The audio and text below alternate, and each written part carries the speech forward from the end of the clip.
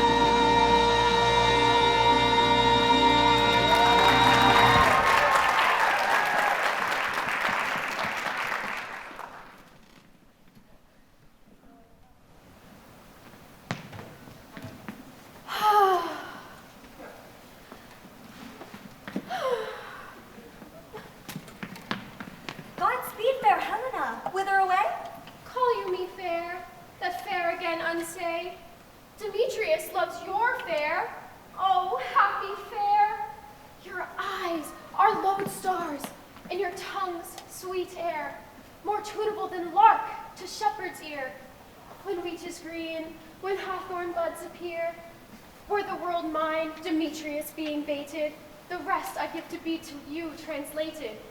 Oh, teach me how you look, and with what art you sway the motion of Demetrius' heart. I frown upon him, yet he loves me still. Oh, that your frowns could teach my smiles such skill. I give him curses, yet he gives me love. Oh, that my prayers could such affection move. The more I hate, the more he follows me. The more I love, the more he hateth me. His folly, Helena, is no fault of mine. None but your beauty, were that fault were mine. Take comfort, he no more shall see my face. Lysander myself will fly this place. Before the time I did last Lysander see, seemed Athens as a paradise to me. Oh, then what graces in my love do dwell, that he hath turned a heaven into a hell.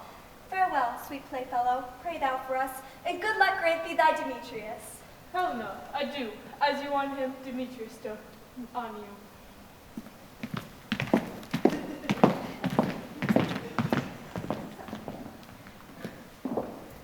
How happy some o'er other some can be.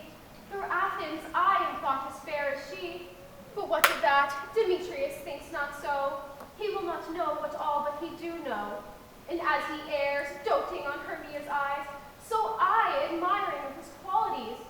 For ere he looked on Hermia's eye, he hailed down oaths that he was only mine. And when this hail some heat from Hermia felt, so he dissolved, and showers of oaths did melt. I will go tell him of fair Hermia's flight. Then to the lounge he tomorrow night pursue her. And for this intelligence, if I have thanks, it is a dear expense. I herein mean to enrich my pain, to have his sight thither back again.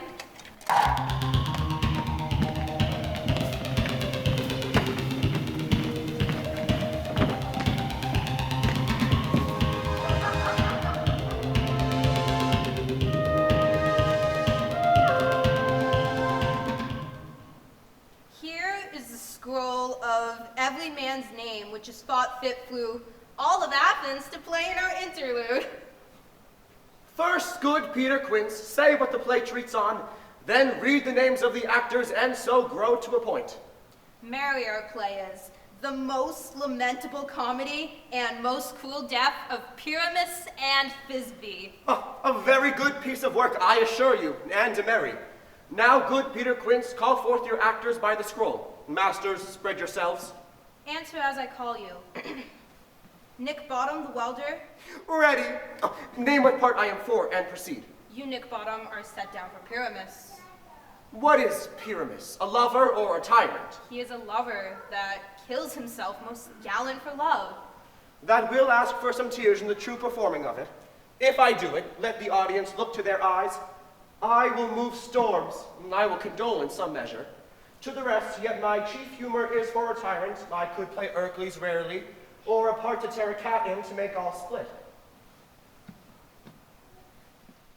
The raging rocks and shivering shocks shall break the locks of prison gates, and Phoebus' car shall shine from far and make amar the foolish fates. Oh, this was lofty. Now, name the rest of the players. This is an Ercles vein, a tyrant's vein. A lover is more condoling. Francis Flute, the rivet mender. Here, Peter Quince. Flute, you must take Thisbe on you. What is Thisbe? A wandering knight? It is the lady that Pyramus must love. Nay, faith, let me not play woman. I have a beard coming. That's all one. You shall play it in a mask, and you may speak as small as you will. And I may hide my face. Let me play Thisbe too. I'll speak in a monstrous little voice. Thisbe, Thisbe. Ah, thy Pyramus dear, thy lady dear, thy Thisbe dear. No, no. You can play no part but Pyramus, and Flute, you Thisbe. Well, proceed. Robin Starveling, the nailer. Here, Peter Quince. Robin Starveling, you must play Thisbe's mother. Tom Snell the tinker. Here, Peter Quince. You must play Pyramus's father, myself Thisbe's father, Snug the joiner, you the lion's part, and I hope here's a play well fitted. Have you the lion's part ready? Pray you if it be given me, for I am slow of study. You may do it extempore, for it is nothing but roaring. Oh, let me play the lion too. I will roar that it will do any man's heart good to hear me roar. I will roar that I will make the Duke say, let him roar again, let him roar again. Aye, and you should do it too terribly, that you would fright the Duchess and the ladies that they would shriek, and that were enough to hang us all. Sure. I grant you, friends, if we should fright the ladies out of their wits, that they would have no more discretion but to hang us. But I will aggravate my voice. I will aggravate my voice that I will roar you as gently as any sucking dove. I will roar you as gently as 'twere any nightingale. No, you can play no part but Pyramus, for Pyramus is a sweet-faced man, a proper man, as one shall see in a summer's day. A most lovely, gentleman-like man. Therefore, you must needs play Pyramus. Well, I will undertake it. But what beard were I best to play it in? Why, what you will? Well, I may discharge it in either your straw-colored beard, your orange tawny beard, your purple and grain beard, your French crown-colored beard, your perfect yellow. Well, some of your French crowns have no hair at all, and then you shall play barefaced. But masters, here are your parts, and I entreat you, request you, and desire you to con them by tomorrow night and meet me in the Duke's lounge. Here by moonlight we shall rehearse. In the meantime, I will draw a bill of properties, such as our play wants. I pray you, fail me not. There we may rehearse most obscenely and courageously. Take pains, be perfect. Adieu.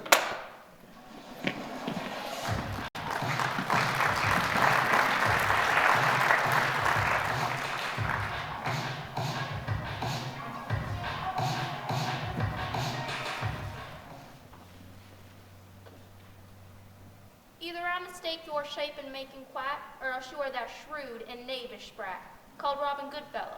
Are you not she, that frighten the maiden of the villagery, and sometimes make the drink to bear no barm, mislead night wanderers, laughing at their harm? Those that help God will call you Anne Sweet Puck. You do their work, and they shall have good luck. Are you not she? Thou speakest all right. I'm that merry wanderer of the night. I jest for Oberons and make them smile, when I, a fat and bean-fed horse, beguile, neighing in likeness of a filly foal, and sometime lurk I in a gossip's bowl, in very likeness of a roasted crab, and when she drinks, against her lips I bob, and on her withered dewlap pour the ale. The wisest aunt, telling the saddest tale, sometime for a 3-foot stool mistaketh me, then I slip from her bum, and down tumbles she, and Taylor she cries, and falls into a cough, and the whole choir hold their hips and laugh, and waxing in their mirth, and knees and swear, a merrier hour was never wasted there. I love thee not, therefore pursue me not. Where is Lysander and fair Hermia? The one I'll slay, the other slayeth me. Thou toldst me they were stolen unto this place, and here I am, a lunatic in space, because I cannot meet my love. Hence, get thee gone and follow me no more. You draw me, you hard-headed adamant, but yet you draw not iron, for my heart is true as steel. Leave you your power to draw, and I shall have no power to follow you. Do I entice you? Do I speak you fair? Or do I rather not, in plainest truth, tell you that I do not, nor cannot, love you. And for that I do love you the more. Tempt not too much the hatred of my spirit, for I am sick when I look on thee. And I am sick when I look not on you. I'll run from thee and hide me in the brakes and leave thee to the mercy of wild beasts. The wildeth hath not such a heart as you. Run when you will, the story shall be changed. Apollo flies, and Daphne holds the chase. The dove pursues the griffin, the mild hind makes speed to catch the tiger, bootless speed, when cowardice pursues and valor flies. I will not stay thy questions. Let me go. Do not follow me, for if thou believe that I will do thee mischief in this place. I, in the temple, in the town, in the field, you do me mischief. Fie, Demetrius, your wrongdoings do set a scandal on my sex. I'll follow thee and make a heaven of hell to die upon the hand I love so well. A sweet Athenian lady is in love with a disdainful youth. Anoint his glass, but do it when the next thing that pass may be the lady. I shall know the man by the Athenian garments he hath on. Affect it with some care that he may prove more fond of her than she upon her love.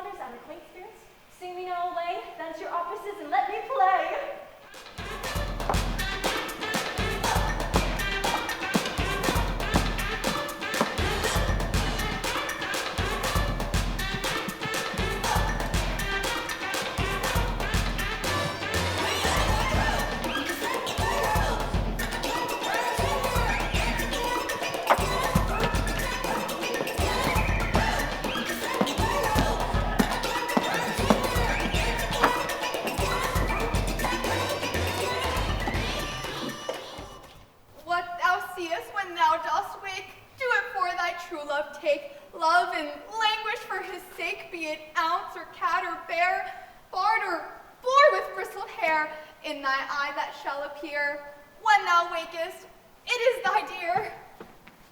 Stay, though thou kill me, sweet Demetrius. I charge thee hence, and do not haunt me thus. Oh, wilt thou darkling leave me? Do not so. Stay, on my peril, I alone will go.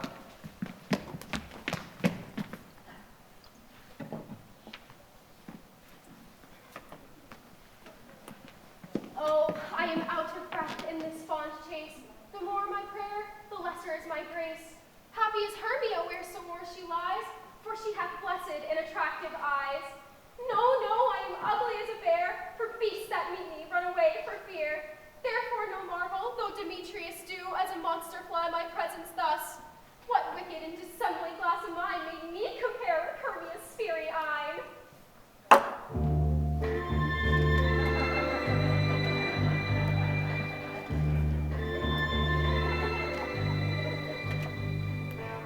Transparent Helena, nature shows art, that through thy bosom makes me see thy heart. Oh, where's Demetrius? How fit a word is that vile name to perish on my sword? Do not say so, Lysander. Say not so. What though he love your Hermia? Lord, what though? But yet Hermia still loves you. Then be content. Content with Hermia? No, I do repent the tedious minutes with her I have spent. Not Hermia, but Helena I love, who will not change a raven for a dove. And the will of man has his reason swayed, but reason says you are the worthier maid. Things growing are not ripe until their season, so I, being young, till now ripe not to reason, and touching now the point of human skill, reason becomes martial to my will, and leads me to your eyes where I overlook love's stories written in love's richest book. Wherefore was I to this keen mockery born? When at your hands did I deserve this scorn? Is it not enough, young man, that I did never, no, nor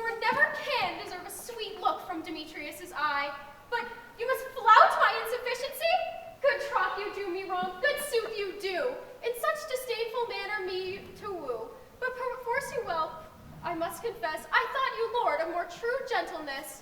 Oh, that a lady of one man refused, should of another therefore be abused. She sees not Hermia. Hermia, stay thou there, and never mayest come Lysander near. For surfeit of the sweetest things, the deepest loathing to the stomach brings, and all my powers address her love and might, to honor Helen and to be her knight.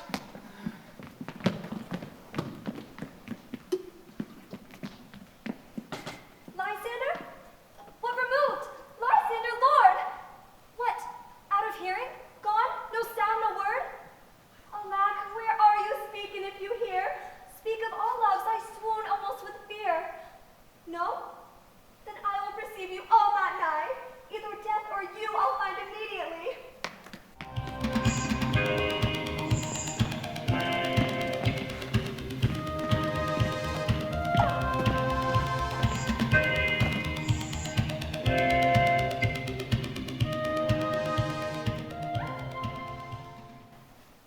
Are we all met? Pat Patton, here is a marvelous convenient place for a rehearsal. This green lounge shall be our stage, this hollow-decker tiring house, and we'll do it in action, as we'll do it before the crowd. Peter Quince. What sayest thou, bully bottom? Well, there are things in this comedy of Pyramus and Thisbe that will never please. First, Pyramus must draw a sword to kill himself, which the ladies cannot abide. How answer you that? Fire Lakin, a parlous fear. I believe we should live the killing out when all is done. Not a whit. I have a device to make all well. Write me a prologue, and let the prologue seem to say that we shall do no harm with our swords, and that Pyramus is not truly killed indeed. And for the more better assurance, tell them that I, Pyramus, am not Pyramus, but Bottom, the welder. This will put them out of fear. We will have such a prologue, and it will be written in 8 and 6. No, no. Make it 2 more. Let it be written in 8 and 8. Will not the ladies be afeard of the lion? I fear it, I promise you. Masters, you ought to consider it with yourselves. To bring in, God shield us, a lion among ladies is a most dreadful thing, for there is no more fearful wild fowl than your lion living, and we ought to look to it. Therefore, the prologue must say that he is not a lion. Nay, you must name his name, and half his face must be seen through the lion's neck, and he himself must speak through, saying thus, or to the same defect, ladies, or fair ladies, I would wish you, or I would request you, or I would entreat you, not to fear, not to tremble my life for yours. If you think I come hither as a lion, it were pity on my life. No, I am no such thing. I am a man as any other men are, and there indeed, let him name his name, and tell them plainly that he is Snug, the joiner. Why, we will have such a prologue, but then there are 2 hard things. One, to bring moonlight into the chamber, for Pyramus and Thisbe, as you know, did meet by moonlight. Doth the moonshine the night we play our play? A calendar. Look in the calendar, the almanac, find out moonshine. Find out moonshine. Yes, it doth shine that night. Why, then we may leave a great casement in the chamber window where we play open, and the moon may shine in at that casement. Yes, or else someone must come in with a bush of thorns and a lanthorn and say he comes to disfigure or to present the person moonshine.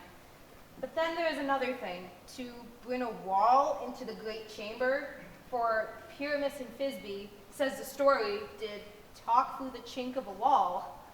You can never bring in a wall. What say you, Bottom? Why, some man or other must currently present wall, and we must give him some plaster, or some loam, or some rough cast about him to signify wall. We will let him hold his fingers thus, and through that cranny shall Pyramus and Thisbe whisper. Well, if that may be, then all is well. Come, sit down, every mother's son, and rehearse your parts. Pyramus, you begin. When you're spoken your speech, enter onto that deck, and so everyone according to his cues. Speak, Pyramus. Thisbe, stand forth. Thisbe, thy flowers odious savor sweet. Odors. Odors. Odors savor sweet. But hark, a voice. But hark, a voice. Hello? Stay here but for a while, and by I will to thee appear. A stranger Pyramus and e'er played there. Must I speak now? Aye, marry must you, for you must understand that he goes but to see a noise that he heard, and is to come again. O most radiant Pyramus, most lily-white of hue, of color like the red rose on shrine freer, most brisky juvenile and eke most lovely Jew. O as truest horse, that ye would never tire. I'll meet thy Pyramus at Ninny's tomb. Ninus's tomb, man. Why, you must not say that yet. That you answer to Pyramus. You speak all your lines at once, cues and all. Pyramus, enter, your cue has passed. It is never tire. O as truest horse, that ye would never tire.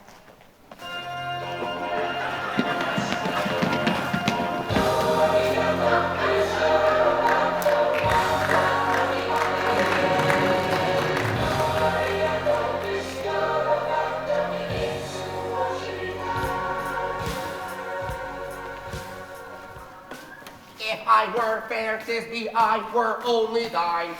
Oh, monstrous! Oh, strange, we're haunted! Pray, masters, fly, masters, help! Oh, bottom, thou art changed. What do I see on thee? Bless thee, full bottom, thou art translated! Ah! Why do they run away? I see their knavery. This is to make me afeard. I see their knavery. This is to make a thought of me, to fright me if they could. But I will not stir from this place. I will walk up and down here, and I will sing to show them I am not afraid.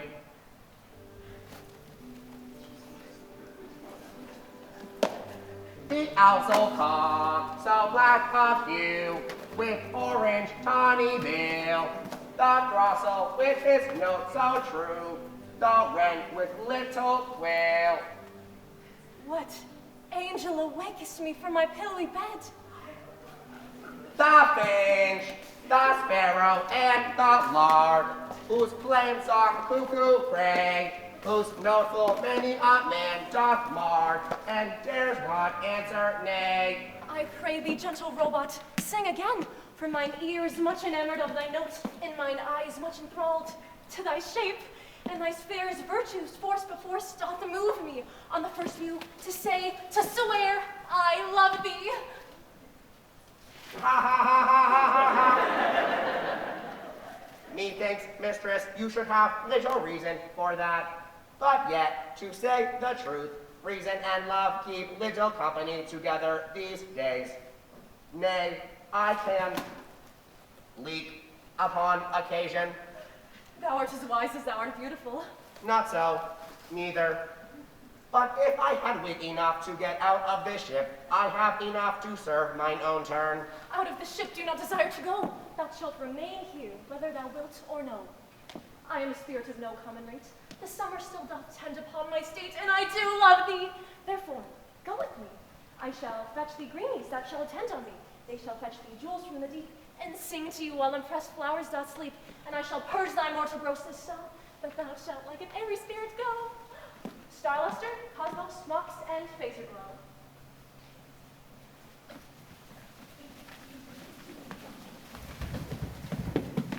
Ready. And I. Be kind and courteous to this gentleman. Hop in his walks and gamble in his eyes. Feed him with astromix and spaceberries, with purple orbs, green blobs, and strawberries. And the strober bugs that steal from the airlocked bees, and the night lasers that crop their waxen thighs, to fan the moonbeams from his sleeping eyes, and to pluck the wings from the painted blaster flies. Nod to him, elves, and do him courtesies. Hail, mortal. Hail! Hail! Hail. I cry thy worships heartily. I beseech your worship's name. Cosmos! I shall desire you of more acquaintance, good Master Cosmos. If I cut my finger, I shall make bold with you. Your name, honest gentleman? Starluster. I pray you, commend me to Mistress Sol, your mother, and to Master Astral, your father. I shall desire you of more acquaintance as well. Your name, I beseech you, sir. Phaserglow. Good Master Phaserglow, I know your patience well. That same cowardly, giant-like space cow hath devoured many a gentleman of your house. I promise you, your kindred have made mine eyes oil ere now. I shall desire your more acquaintance too. Come, sit thee upon this pillowy bed, while I thy marble cheeks do coy, and sink spark close in thy sweet smooth head, and kiss thy fair large thoughts, my gentle joy. Where's Starluster? Ready. Scratch my rust, Starluster. Where's Monsieur Cosmos? Ready! Monsieur Cosmos, good Monsieur, get you your weapons in hand, and kill me a red-hipped airlock bee, good Monsieur, and bring me the strober bag. And, good Monsieur, do not fret yourself too much in the action, Monsieur. Take care, the strober bag break not, good Monsieur, for I would be loath to have you overflown with the strober bug, Signor. Where's Monsieur Phaserglow? Ready. Give me your knee, Monsieur Phaserglow. I pray you, leave your courtesy. What is your will? Nothing, but to help Cavalry Cosmos to oil. I must to the gear shop, for methinks I am marvelous rusty about the face, and if my rust do but tickle me, I must oil. Would thou like some music, my sweet love? I have a reasonable good ear in music. Let's have the synth and the amp. Or say, my sweet love, what dost thou desirest to eat? Truly, a bunch of engine parts. I could munch on your good dry bolts, but methinks I have a great desire to a bottle of petrol. Good oil, sweet oil, hath no fellow. I have a venturous fairy that shall seek the squirrel's hoard and fetch thee new nuts. Truly, I should rather have a handful or two of sparks plugged. I pray you, let your people stir me not, for I have had an exposition of sleep come upon me. Sleep now, and I will wind thee in my arms. Greenies, be gone, and be always away. So doth the engine of the sweet tin pan gently entwist the female filter so, and enring the prongy fingers of the cord. Oh, how I love thee, how I dote on thee!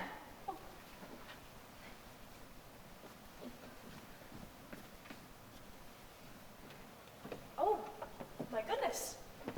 What visions have I seen? Methought I enamored of a bot. How come these things to lot? Oh, how mine I do loathe his visage now.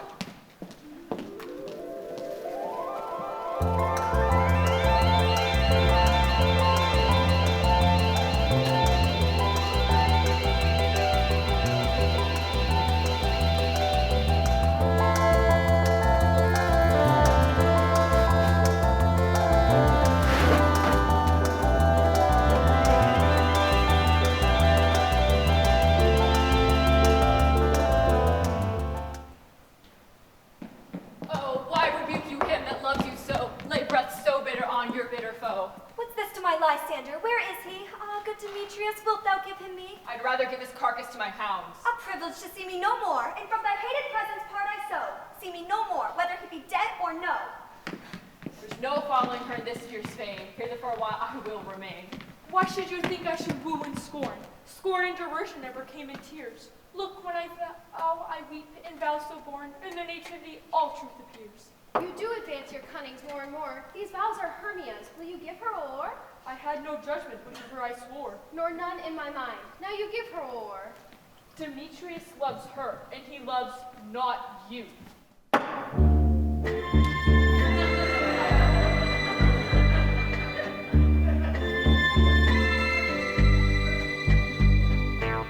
Oh, Helena, goddess nymph, perfect divine, to what my love shall I compare thine eye? Crystal is muddy, oh, how ripened snow. Thy lips, those kissing cherries, tempting grow. When thou hold up thy hand, oh, let me kiss this princess of pure white, this seal of bliss. Oh, spite! Oh, hell! I see you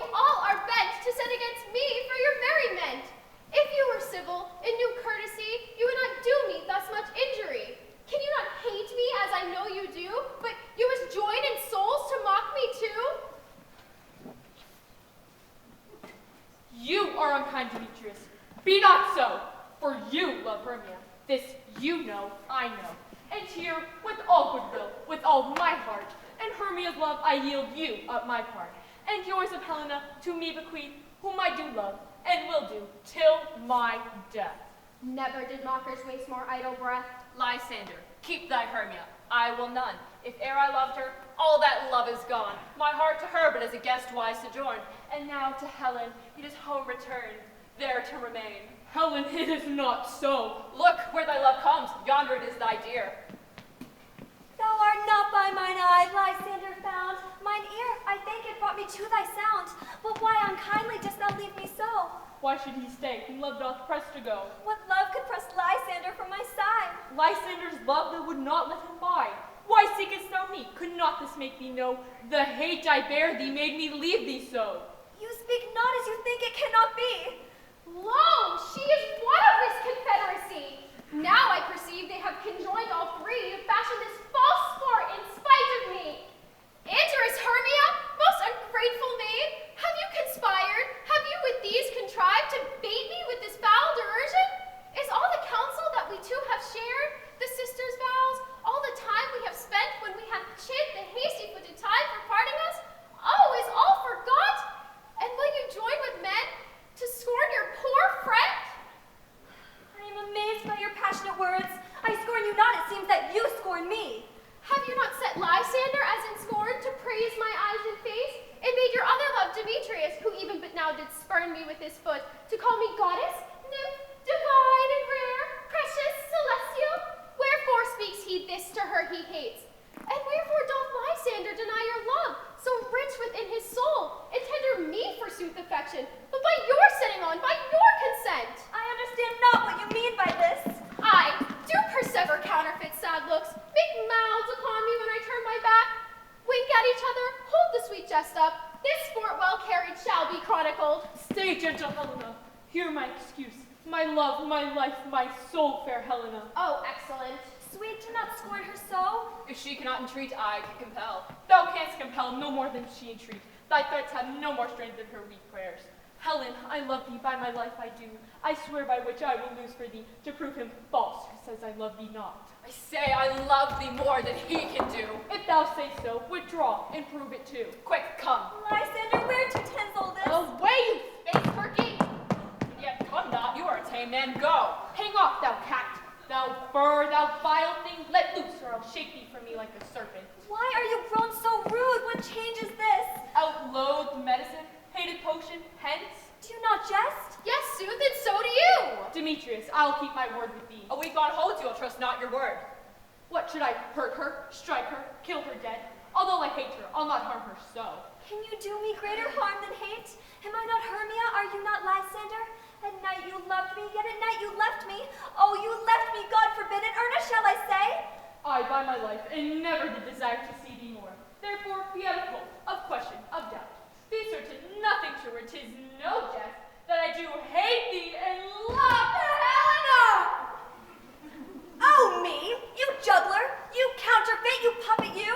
What, have you come by night and stolen my love's heart from him? Have you no modesty, no maiden shame, no touch of bashfulness? What, will you tear impatient answers from my gentle tongue? Fie, fie, you counterfeit, you puppet, you! Puppet? Aye, that way goes the game. No, I perceive that she hath made compare. Between our statures, she hath urged her height. How low am I, thou painted maypole, speak. How low am I? Am I not yet so low that my nails can reach into thine eyes?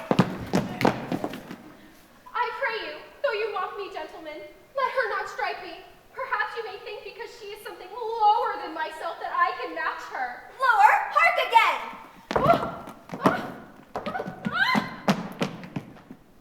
Good Hermia, do not be so bitter with me. I evermore did love you, Hermia, did ever keep your counsels, never wronged you. Save that in love unto Demetrius. I told him of your stealth unto this lounge. He followed you. For love I followed him. And he hath chid me hence to strike me, spurn me, nay, to kill me too. And now, so you will let me quiet go and follow you no further. Let me go.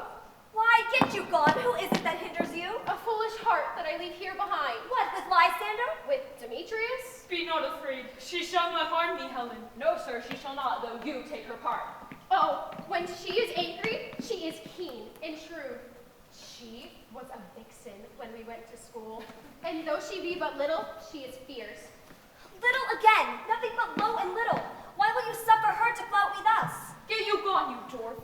You minimus of hindering knot-grass maid, you bead, you acorn. Let her alone.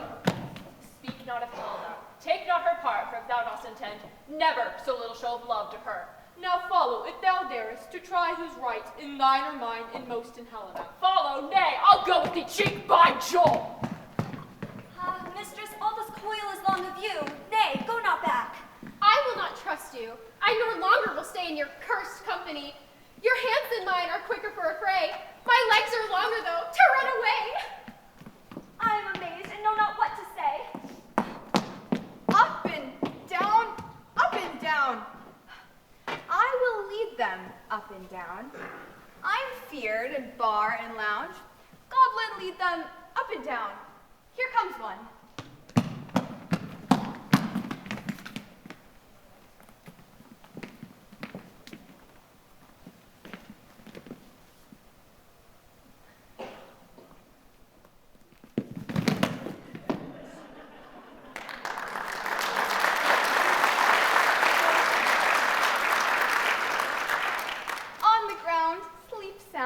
Gentle lover's remedy. When thou wake, thou take true delight in the sight of thy former lady's eye. And the country proverb known, that every man shall have his own, in your walking shall be shown. Jack shall have Jill, naught shall go ill, the man shall have his maid again, and all shall be well.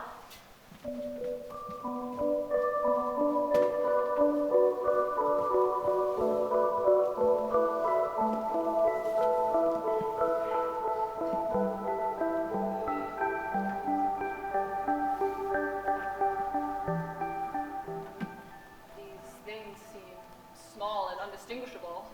Methinks I see with a parted eye when everything seems double. So methinks I found Demetrius like a jewel, mine own and not mine own. Are you sure that we are awake? It seems that yet we sleep, we dream.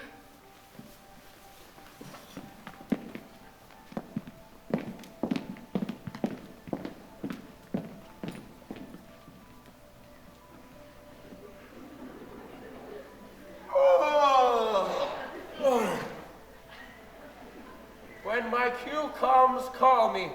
My next is most fair Pyramus.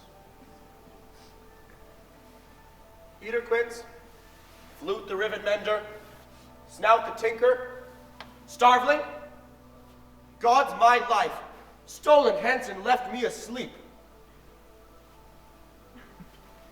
I have had a most rare dream. I have had a strange vision, beyond the wit of man to say what dream it was. Man is but a bot if he goes to expound his dream. Methought I was. There is no man who can tell what methought I was, and methought I had. Man is but a patch fool if he offers to say what methought I had. The ear of man hath not seen, the eye of man hath not heard. Man's hand is unable to taste, his tongue to conceive, nor his heart to report what my dream was. I will have Peter Quince write me a ballad of this dream. It shall be called Bottom's Dream, for it hath no bottom. It shall be sang at the latter end of the play, and before the captain peradventure, to make it the more gracious, I'll sing it at her death.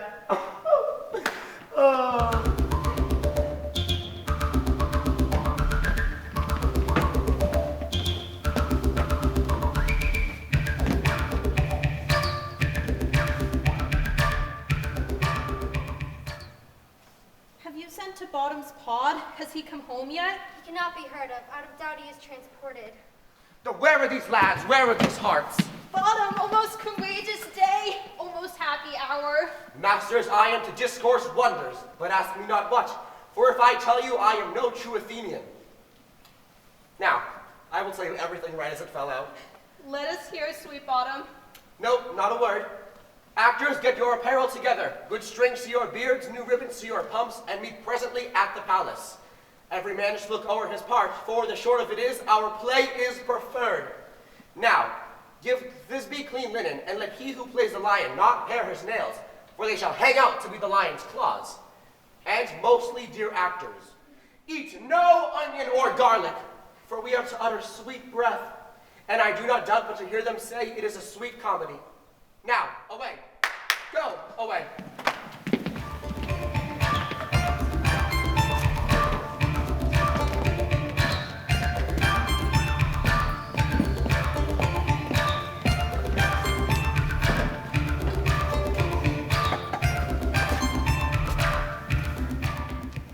Here come the lovers, full of joy and mirth. Joy, gentle friends, and fresh days of love accompany your hearts. A tedious brief scene of young Pyramus and his love Thisbe. Very tragical mirth. So please your grace, the prologue is addressed.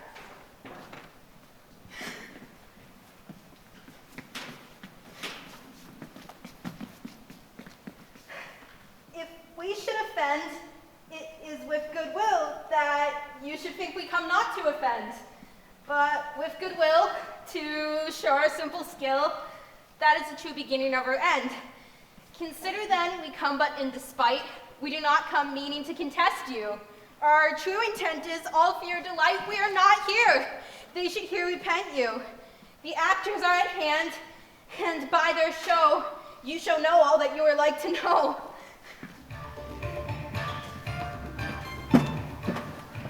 Gentles, perchance you wonder at the show, but wonder on till truth make all things plain. This man is Pyramus. This beauteous lady Thisbe is certain. This man with line and rough cast doth present wall. That vile wall with which lovers sunder, and flue walls chink, poor souls they are content to whisper. At the which let no man wonder, this man with lanthorn, dog, and bush of thorn presenteth moonshine. For, if you will know, by moonshine did lovers think nor scorn, to meet at Ninus' tomb, there to woo this grisly beast, which lying hight by name, and the trusty Thisbe, coming first by night, did scare away, or rather did a flight. And as she fled, her mantle she did fall, and lion with vile, bloody mouth did stain. Anon comes Pyramus, sweet youth tall, and finds his trusty Thisbe's mantle slain, whereat with blade, with bloody blameful blade, he bravely broached his boiling bloody breast, and Thisbe, tarrying in mulberry shade, his dagger drew and died. For all the rest, let lion, moonshine, wall, and lovers twain, at large discourse, they here do remain.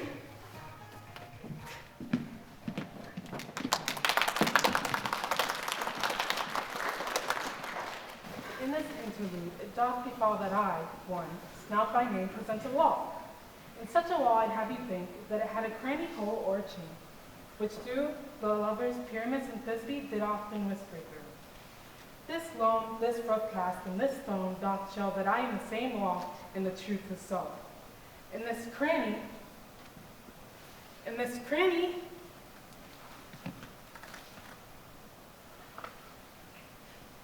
and this cranny is right and sinister, which through the lovers are to whisper.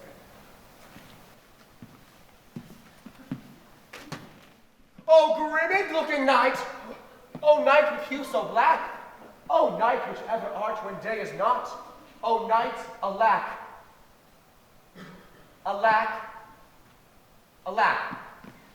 I fear my Thisbe's promise is forgot. And though, O wall, O sweet, O lovely wall, O wall that standeth between her father's ground and mine, O wall, O sweet, O lovely wall, show me thy chink to blink through with mine eye.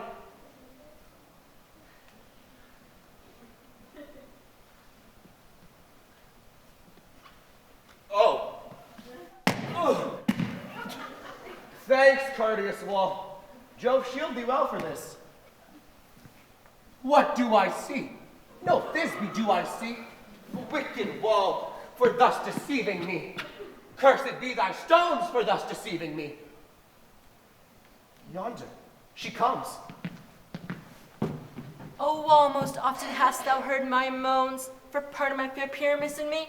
My cherry lips have often kissed thy stones this lime and handed up in thee. Oh, I see a voice. Now will I to the chink, and I can hear my Thisby's face. Thisby! My love thou art, my love I think. Oh, think what thou wilt. I am thy lover's grace, and like Lymander I am trusty still. And I like Helen, till fates me kill. Nothing from Shaphalus to Procrus could be so true. As Shaphalus to Procrus I to you. Oh, kiss me through the hole of this vile wall. Blech! I kissed the wall's hole, and not your lips at all.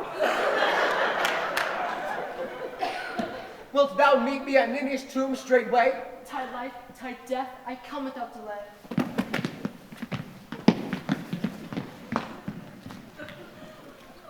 Thus have I, Wall, my part discharged, and being so, thus wall away doth come.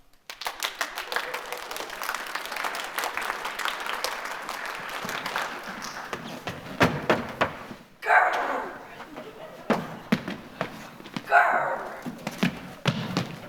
Grr! You, ladies, you, whose gentle heart shall fear the smallest monstrous mouse that creeps on the floor, may now perchance both quake and tremble here, when lion rough and wild this rage doth roar. And then know that I, one snug bejoiner, am a lion fell, nor else no lion stand. For if I should, as lion come and strike into this place, for pity of my life. This land dawn doth the horned moon present myself, the man in the moon do seem to be. All that I have to say is to tell you that this lanthorn is the moon. I, the man in the moon, this thorn bush, my thorn bush, and this dog, my dog.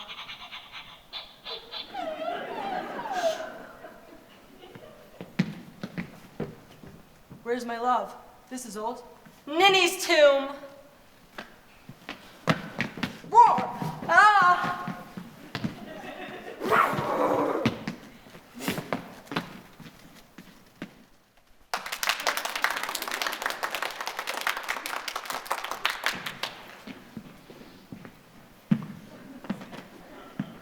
Sweet moon, I thank thee for thy sunny beams. I thank thee now for shining so bright. For by thy gracious golden glittering gleams, I trust to take of truest Thisby's sight. But stay, O spite, but mark, poor knight, what dreadful dole is here. Eyes, do you see? How can it be? O dainty duck, O dear. Thy mantle good and stained with blood. Approach ye furies fell. O fates, come, come, cut thread and thrum, crush, quail, conclude, and quell. O wherefore, nature, fittest thou lion's frame? For lion hath deflowered my dear, which is no, the fairest dame that lived, that loved, that liked and looked with cheer. Come, tears, confound me, out sword and wound, that hap of Pyramus, I that left hap.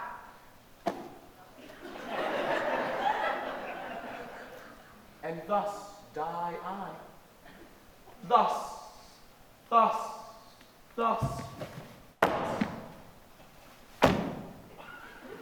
Now am I dead? Now am I fled? My soul is in the sky. Tongue, lose thy light. Moon, take thy flight. Now die. Die. Die. Die. Die. Asleep, my love? Die. Asleep, my love? What dead, my dove? O Pyramus, arise. Speak quite dumb.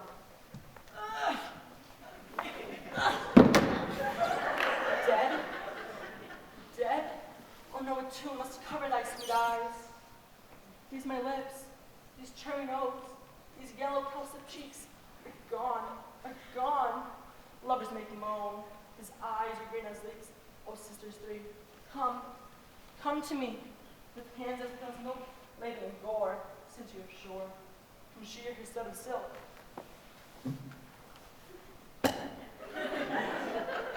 Tongue not a sword, come, trusty sword, come lay my breast and brew.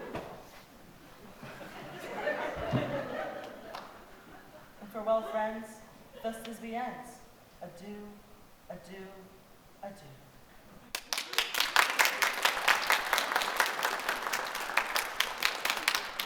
Thus, moonshine and lion are left to bury the dead. Aye, and wall too.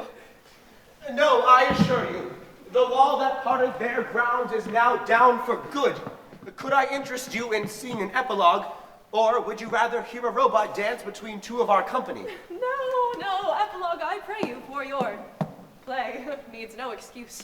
For when all the players are dead, there needs none to be blamed.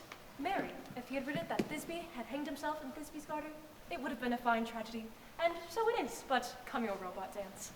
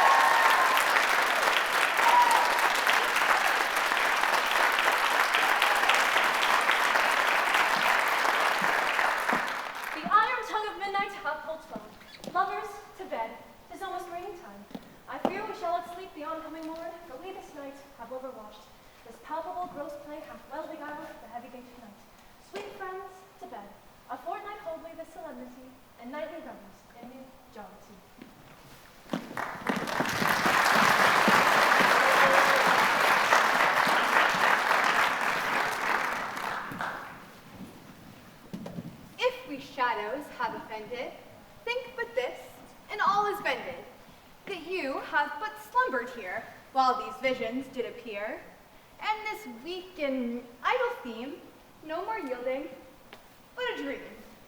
Gentles, do not reprehend, if you pardon, we will mend, and as I am an honest puck, if we have unearned luck, now escaped the serpent's tongue,